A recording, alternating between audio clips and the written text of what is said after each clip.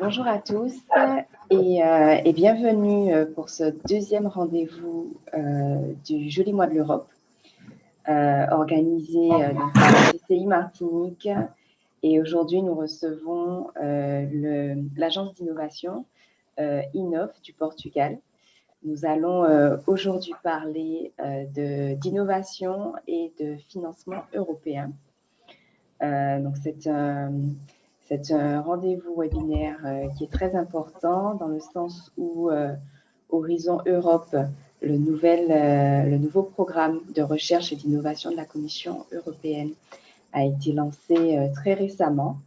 Et nous accueillons donc notre intervenant pour décrypter un peu cet appel à projet et surtout pour nous donner les clés de réussite pour rédiger des appels à projets gagnants et un peu mieux comprendre l'architecture et la structure européenne de ces financements et de ces réponses à ces appels. Donc, pour faire une brève introduction de nos intervenants, donc, innove est un institut de recherche et de technologie vraiment de premier plan au Portugal, essentiellement dans le domaine des TIC, avec un taux de réussite des plus élevés dans le programme Horizon 2020, qui était le précédent programme qui remplace donc Horizon Europe, avec plus de 50% en 2020. Et 16 projets, en ce moment 16 projets Horizon 2020 qui sont actifs, dont 2 dont ils sont coordinateurs. Donc, l'objet principal d'Innove est la participation au processus de développement technologique et d'innovation en étroite coopération avec les gouvernements, les entreprises et également les partenaires universitaires. Donc, notre intervenant aujourd'hui, John Rodriguez, est le directeur du développement commercial chez Innove et il coordonne la participation au programme européen. Il est notamment diplômé en électronique et en informatique de l'Université technique de Lisbonne. Il a plus de 18 ans d'expérience en tant que consultant et en tant que chef de projet et a participé notamment à plus de 25 projets européens et aidé à préparer plus de 200 propositions de financement européen. Nous avons donc des intervenants de taille pour parler de ce sujet. Et sans plus tarder, je laisse donc la parole à John Rodriguez. Thank you very much, Laurie, and thank you for the invitation.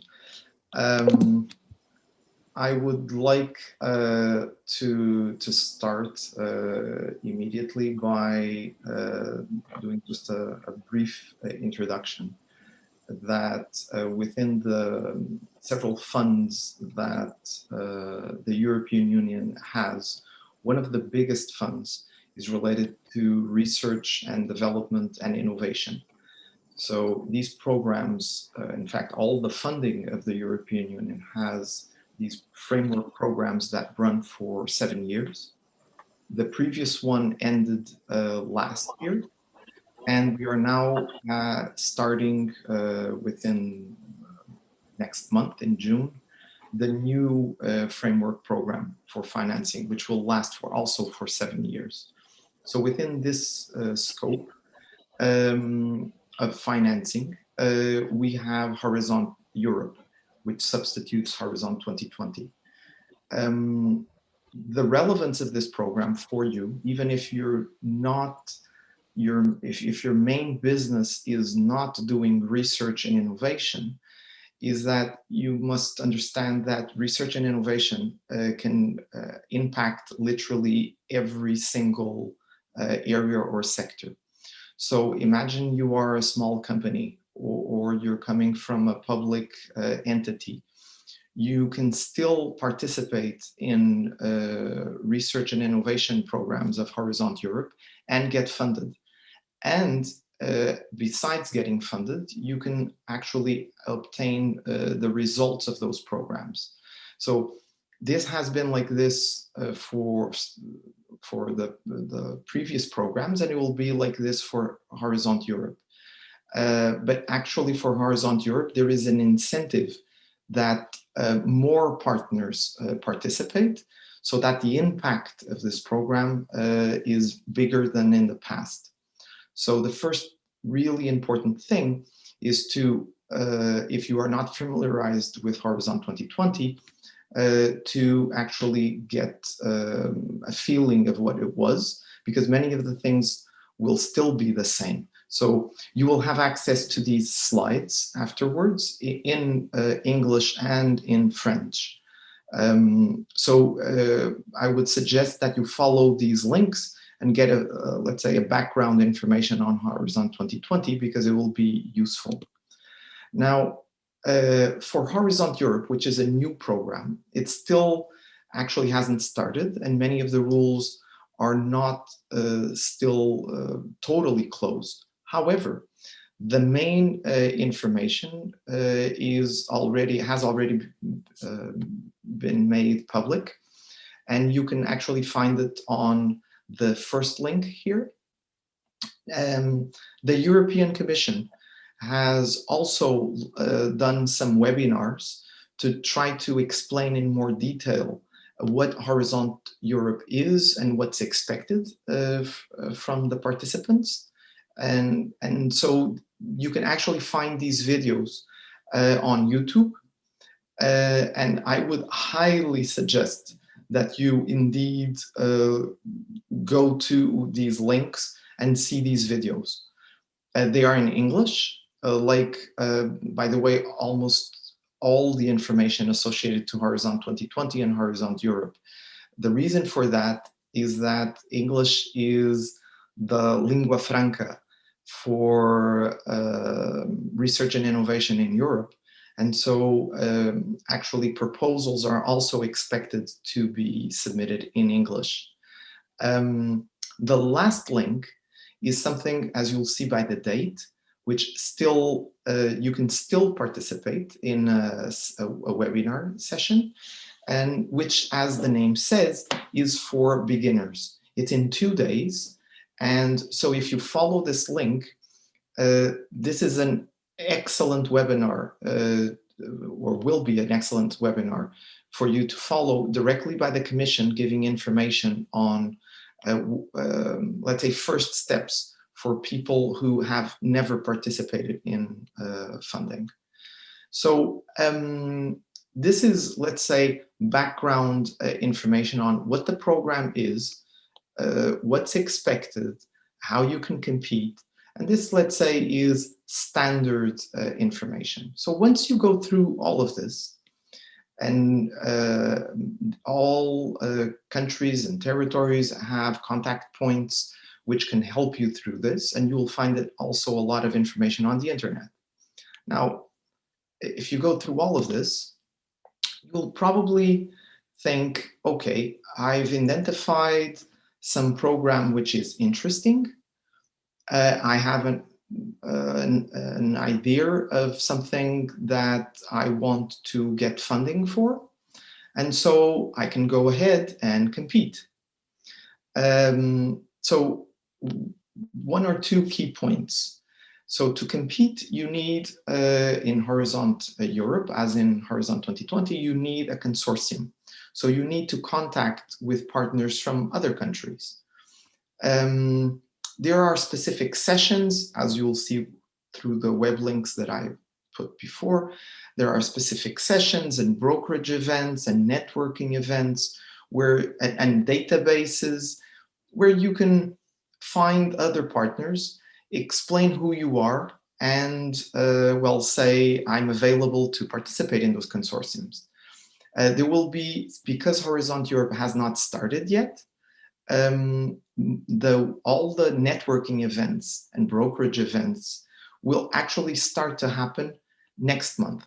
So the timing is perfect. This is the moment where you can start to participate, and actually everything, because of COVID-19, all the sessions are now online. So this means that actually you will have from Martinique exactly the same access as somebody that was in Brussels. So I know this is bad to say, but actually COVID-19 has at least one good thing. It has opened the doors to access to Brussels in the same level to all territories and regions of Europe. So it's now as easy to get information in Brussels as it is from the most remote territory belonging to the European Union. So from that perspective, it's, let's say, an excellent moment, because things are now starting in June and they will be accessible to all online. Now, once you have an idea for a proposal, the normal thing is that you think, okay, I will write a very good proposal, I will put the content in, I'll structure it, it'll stay very nice, and I'll win. Well, actually not. So what this presentation is about is to explain to you that even if you follow all the standard rules that you will find online from the Commission, maybe you will still not win. Actually, the normal success rate is around 10%. So only 1 in 10 proposals get funded. So that's actually very difficult and very hard. So how do you actually get a very high success rate? So for example, our success rate last year was 50%.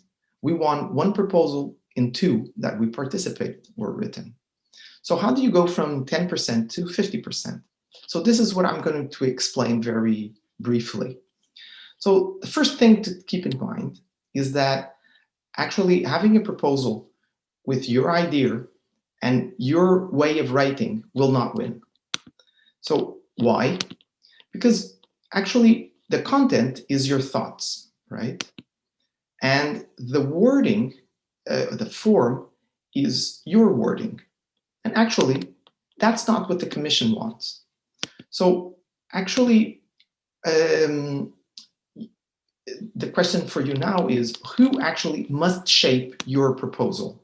So you have your thoughts, but there's a process to transform your thoughts into something that the Commission wants to fund. And that's actually done through what's written in what's called the work program of the call.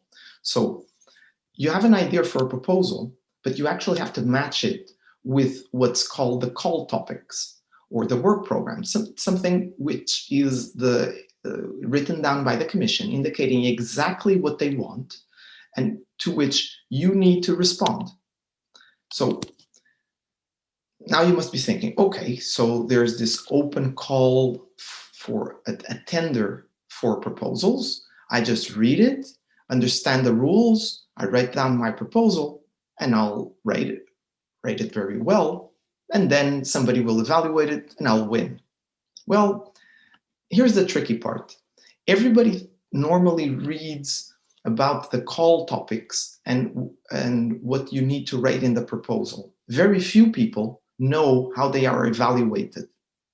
So the difference between a proposal getting funded and not getting funded actually is much connected to the evaluation process. So what's the evaluation process? Very simple. First, proposals are submitted. They are evaluated by 3 experts. Then they go individually. Then they go to a consensus group, then to a panel review, and then it's finalized in a final ranking list. And the proposals that are at the top, proposal or proposals, depending how many get funded, will get the funding and the others won't. So a more detailed view on this. So basically you have a call topic, you have a work program within that call topic that's written down and is public. You write your proposal, submit it, it's evaluated, it goes to a panel of reviewers, which see if the evaluators did a good job. Then there's a European Commission responsible that verifies the final results. And then there's what I call here the internal kitchen, which is what? Even when everything has been perfect, actually the Commission may want to fund more some proposals than others, not only based on the quality, but on what's something called the portfolio of things they fund, to meet their policy objectives. So all these big words means, in practical terms, that your idea must match the work program, and it also must match what the Commission really wants to receive. So this is pretty simple. The Commission has money. They have written the work programs and the call topics for you to compete.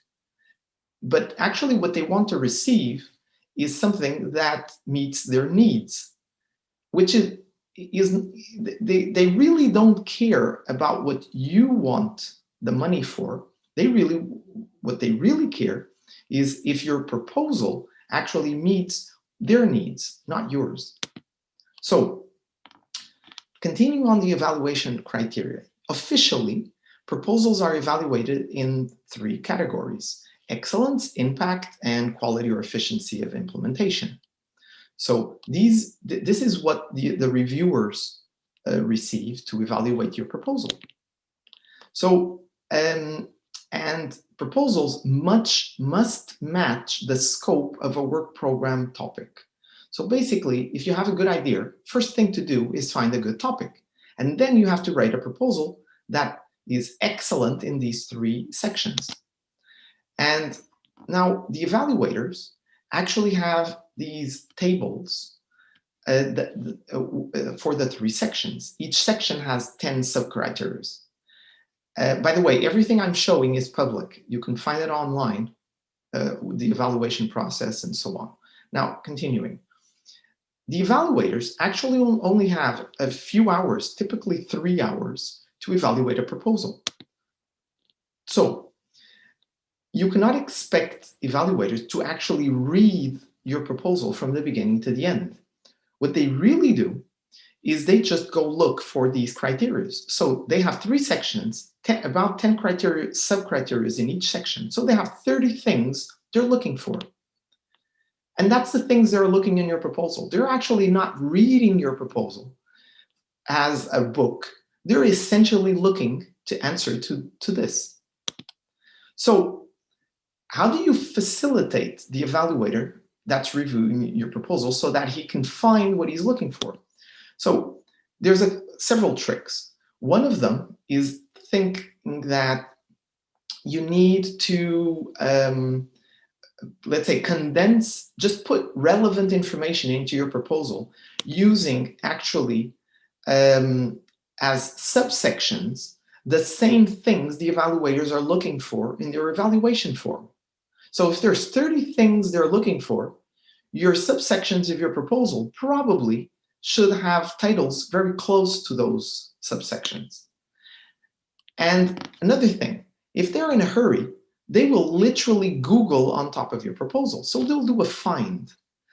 What that means is you should use the exact same words as they exist in the evaluation form. So for example, if the word there is interdisciplinary, and this is something they're looking for, that your proposal is interdisciplinary, you should write this word in your proposal in the exact same form. So not with a little hyphen in the middle. So the word actually has to be the same, or else when the reviewer does a find, he will not find the word.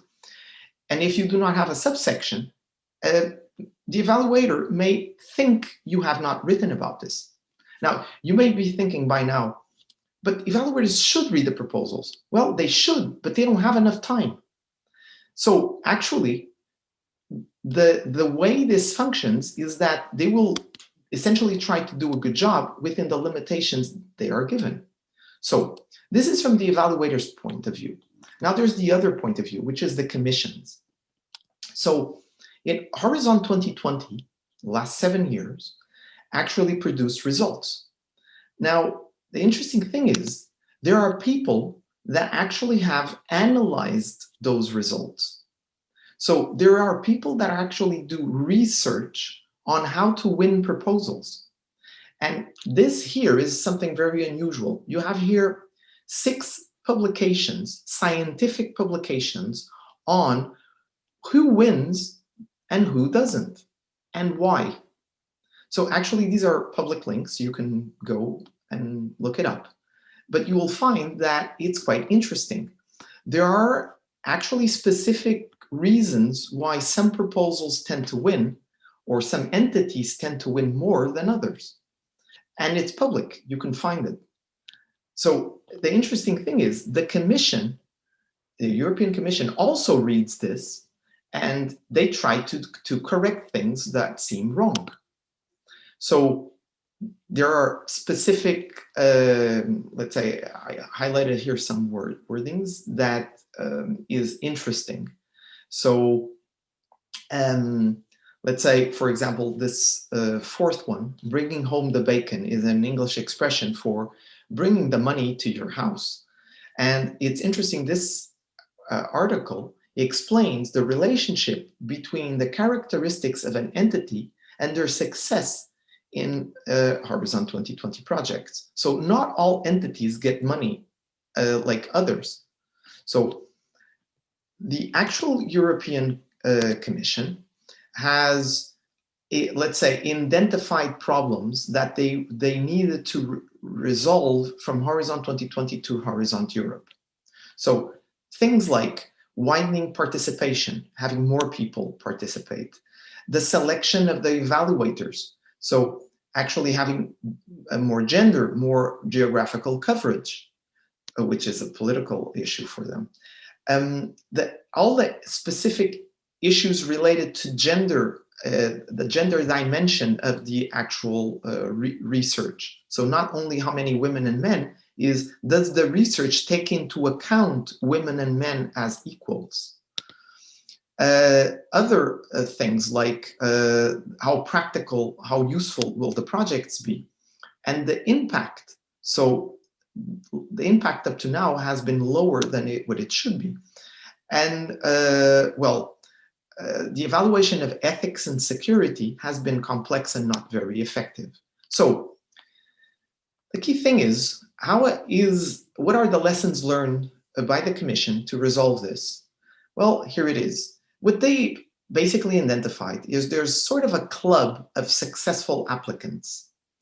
And basically what these applicants know is that there's these parts, call it formal universal texts, that if you use them, your success rate will be higher.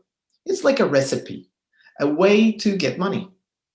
And well, the people that know how to use this are more successful. We actually use this procedure, let's say.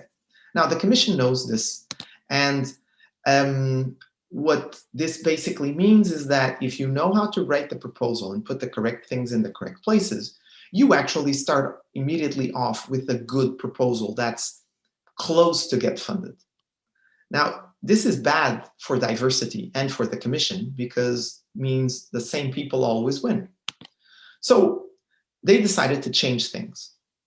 So in Horizon Europe, the proposals, the narrative part of proposals, is no longer 70 pages. It's 45 pages, meaning proposals now must be a lot more practical. So it's now extremely difficult, if not impossible, to have this concept of a proposal that's pre-written or partially pre-written so that it has a high success probability. They've also changed the forms of the proposals so that it's a lot more strict on what's asked, and there's less subjective information related to partners. Same thing goes for management sections and so on. So what does this mean? What this basically means is the old approach and let's say the proposal writing recipes do not work any longer. So keep this in mind. The next time you talk to an entity that says, we have this incredible success rate in Horizon 2020, and we know how to win proposals. That includes me, by the way. So the first thing I need to explain to you is that the way you used to win proposals in Horizon 2020 pretty much has changed a lot, and it will not work in the same way. So what I'm now going to mention to you is what's different, what you need to take into account if you want actually to have a chance of getting funded in Horizon Europe and other European funds. So things have changed, and some of them are subtle. So let's take one of them called sex and gender. You've heard about this for a long time. The Commission wants gender equality, but actually, so by the way, sex is related to the biological characteristics of somebody, and gender is, like, call it the social or cultural side to it. Now, in funded proposals up to now, including Horizon 2020, you essentially just wrote down some specific text saying that you accepted the European values related to sex and gender. So it was a formal procedure. You wrote some general text and it was done. And everything stayed the same. This is now not sufficient and even not appropriate. So what does this mean? This basically means that, for example, in a new proposal for Horizon Europe, you actually have to say up front that you accept you have to have a gender equality plan, a couple of things up front in terms as a requirement.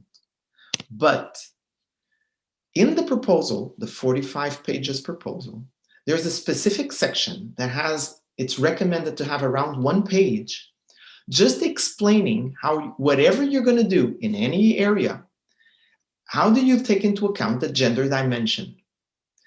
And you may think, well, I'm going to do a proposal on something that has nothing to do with gender.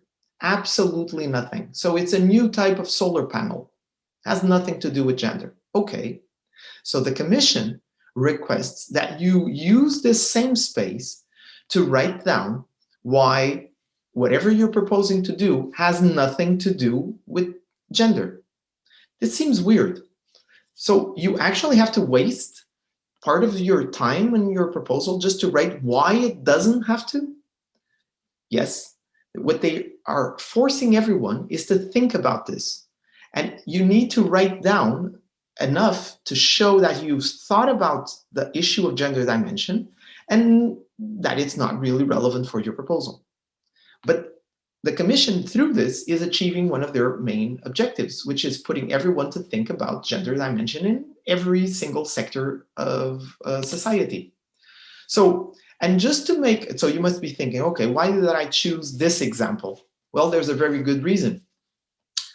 Remember the evaluation criteria? So what happens when 2 proposals get the exact same score?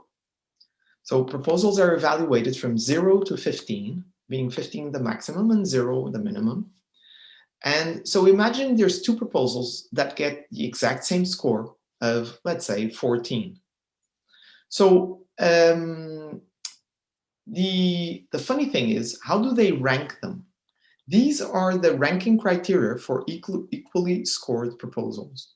So let's say the first 2 have to do with the details of your proposal. So the first one has to do with if you're proposing something that has already been funded in the past by the Commission, they may choose the other proposal and not yours.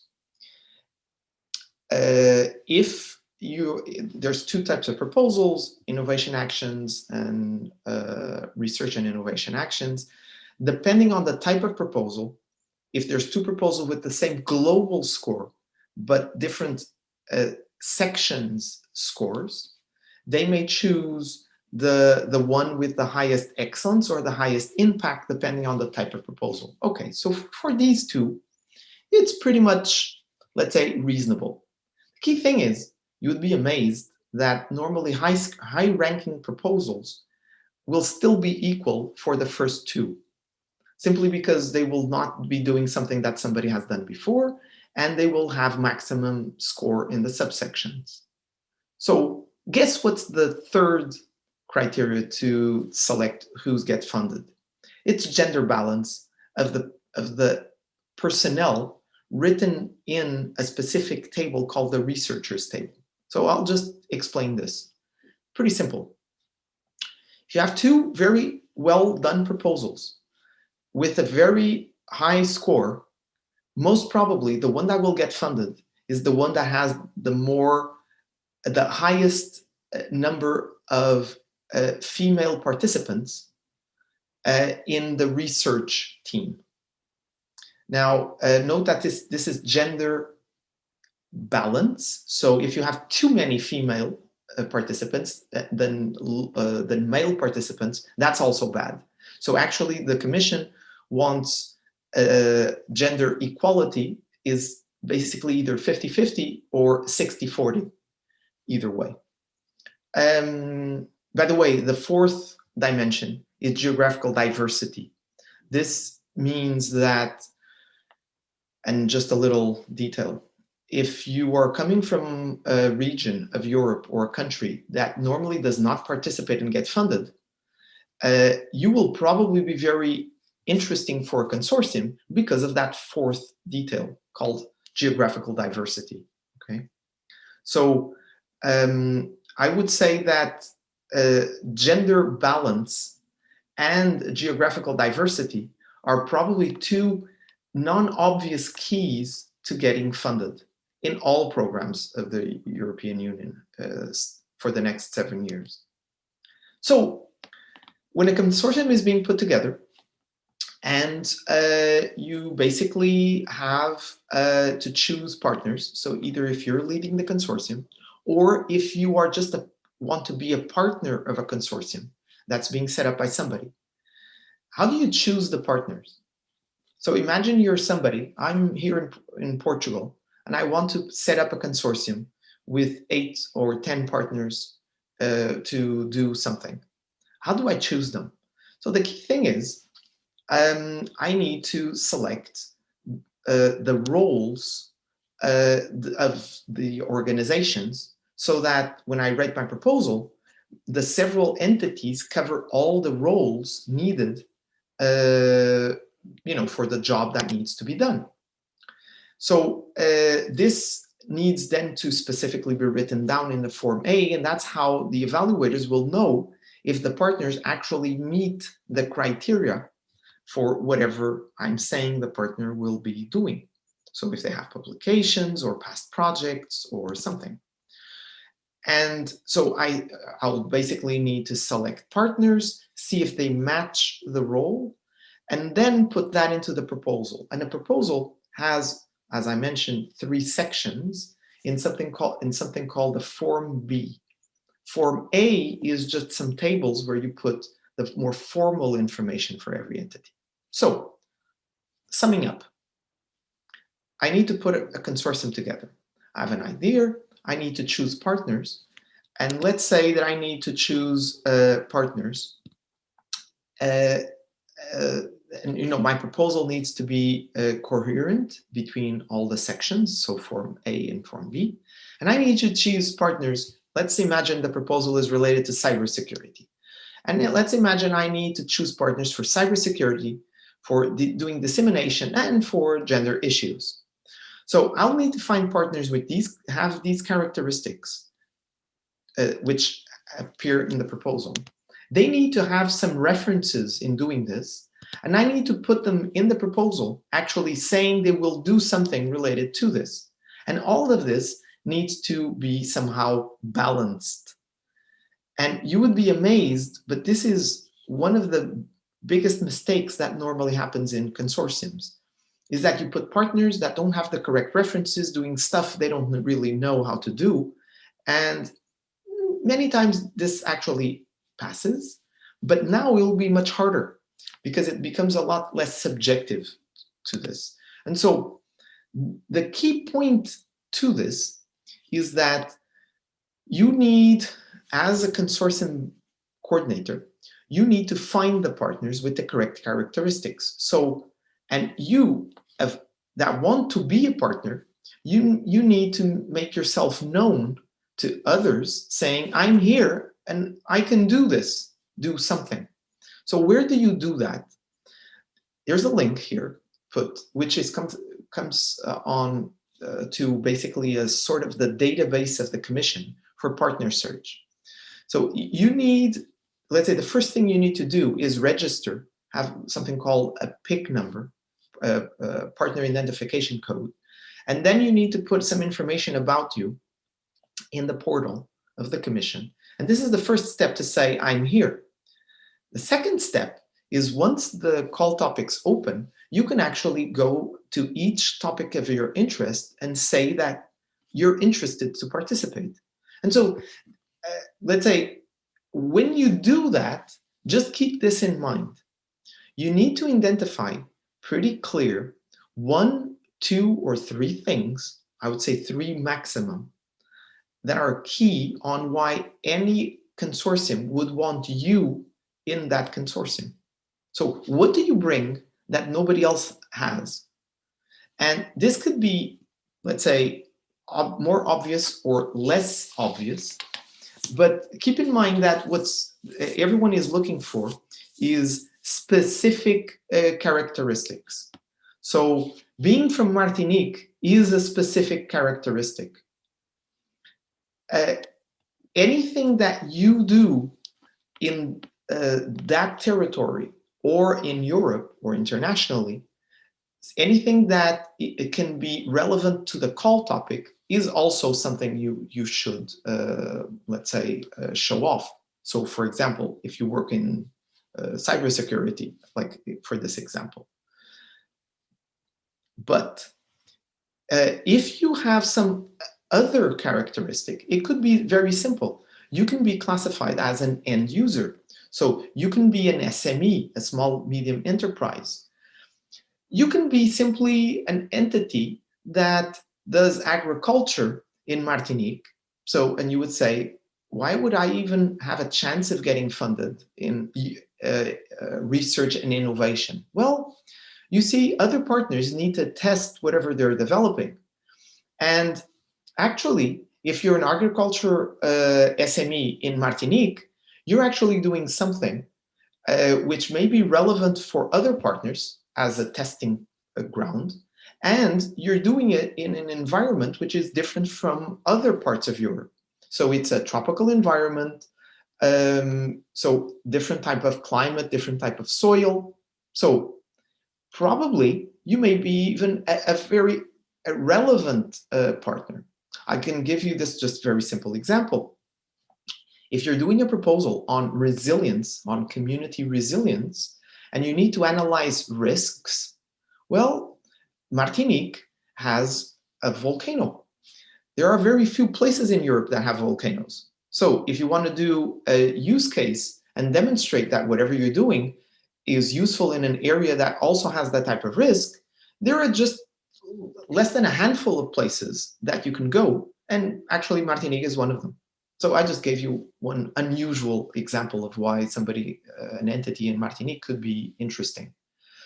And from an innovation point of view, you can actually do innovation in areas that would not be possible in other places. So for example, you may have access to resources in Martinique that will not be available in other places in Europe. Take, let's say, natural resources. But not only. From a cultural point of view, there are also differences, and diversity is actually a key point. So I just gave you a lot of examples here, but you have to identify yours. What is it that you can give to a consortium that makes, let's say, your presence interesting for everybody else? I can tell you up front that just being diverse from a different region of Europe is highly interesting. And I can tell you that innove is a partner that many consortiums like to have, simply, among other things, because people like to come to Portugal. It's sunny, there's the beach, you eat well, people are friendly. And you would be amazed how many consortiums, the first thing they ask is, can we have a demo in Portugal?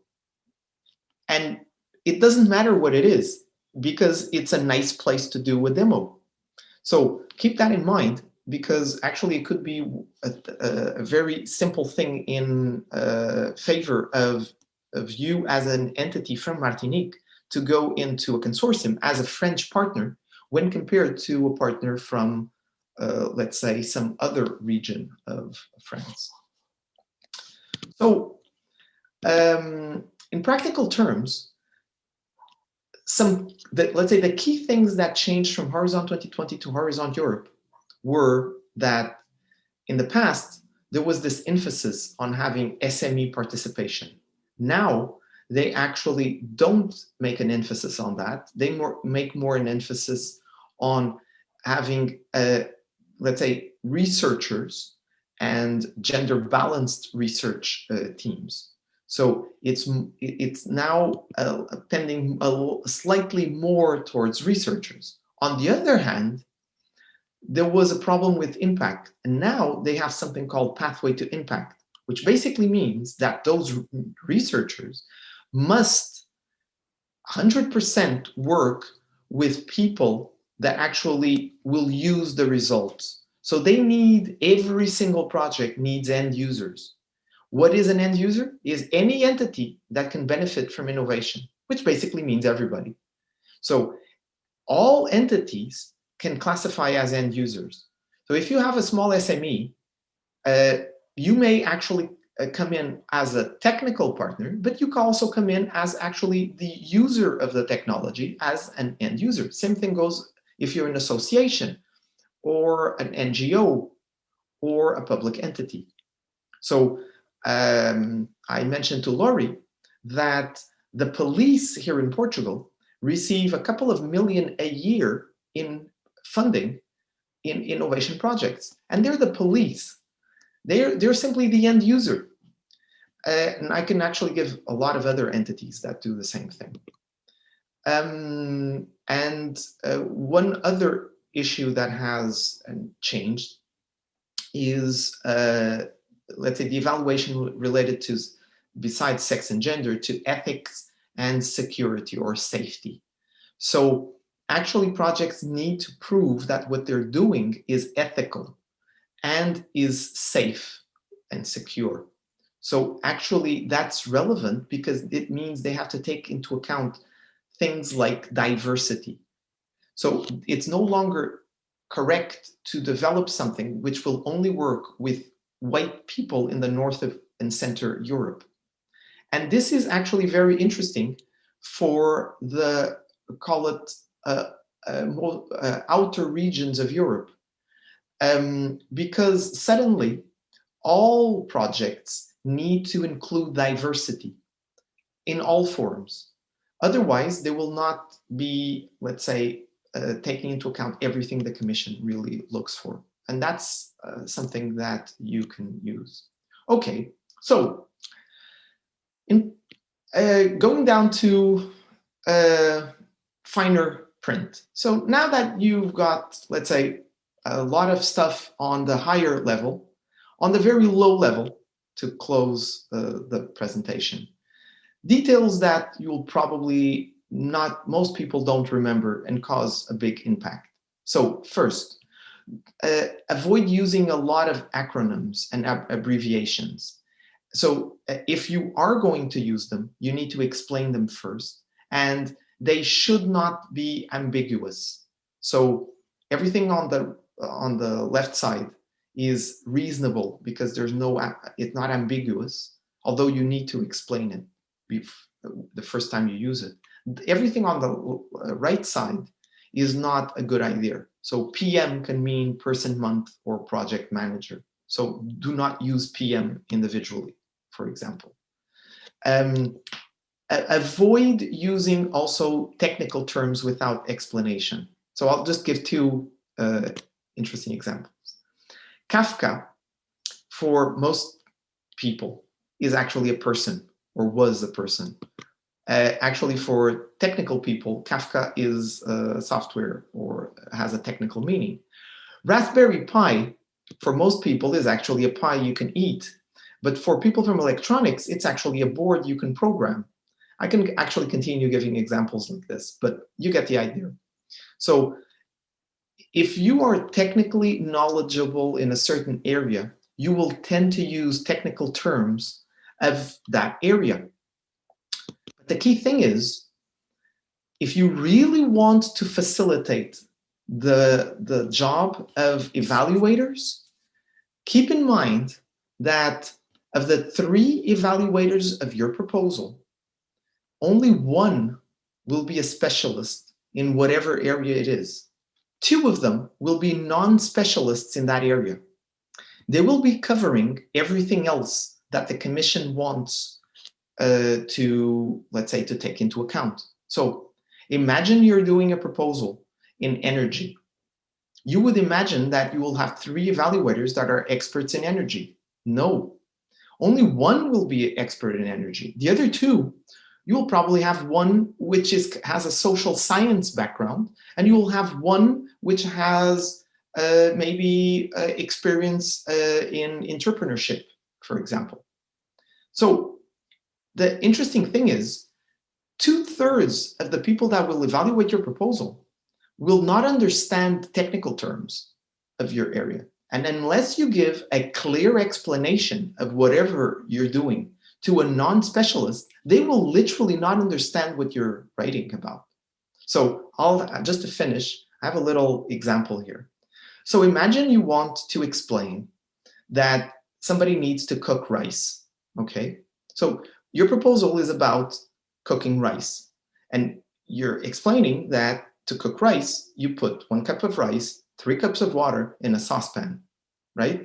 And it's pretty clear on what needs to be done. The key thing is, now imagine that your evaluator has never cooked rice in his life. In fact, he's never cooked anything in his life. So when you said, put 1 cup of rice and 3 cups of water in a saucepan, he actually thinks it's the little photograph there. And he's thinking, what the hell? This is useless. How can I eat this? So understand the logic. And you can think, that's a really stupid evaluator. Well, keep in mind that the evaluator may be extremely intelligent in his field. He can actually be extremely ignorant in your area. And that will literally kill your proposal. So I hope this passed some messages in, let's say, a different perspective on why some proposals get funded and others don't, and what's different from now on that you need to take into account. So keep this in mind.